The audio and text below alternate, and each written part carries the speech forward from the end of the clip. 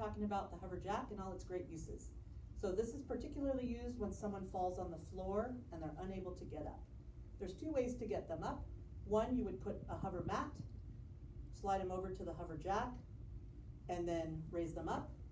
Maybe even an easier way is to put the hover mat on top of the hover jack, roll it up, and get your patient on it that way. So you always need to use 4 people for this type of transfer. There's 2 places where the hover jacks are found. One is in the ED, the second one is with the lift team. So during regular business hours into the evening, you would probably call the lift team first.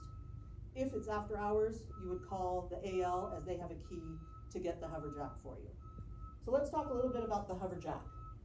It is like a hover mat on steroids. What I mean by that is it has actually 4 air chambers to raise it up higher. So these are one-way valves, so you would take your hover mat hose, put it directly over the hole, and inflate until you either feel it a little bit pop out, or it actually changes to a high-pitched noise. And you'd go from bottom to top, 1, 2, 3, and 4, and they're labeled. If you find that it is not filling up, go ahead and check these red caps to make sure they're affixed tightly. So before you inflate them, you want to make sure that the patient's not only strapped in on the hover mat, but the hover jack as well.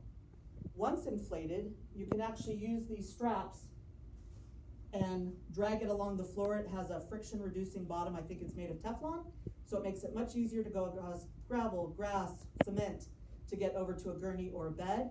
Or if you have the space and it's wide enough, you would bring your bed or gurney right over to the hover jack. So let's go ahead and demo.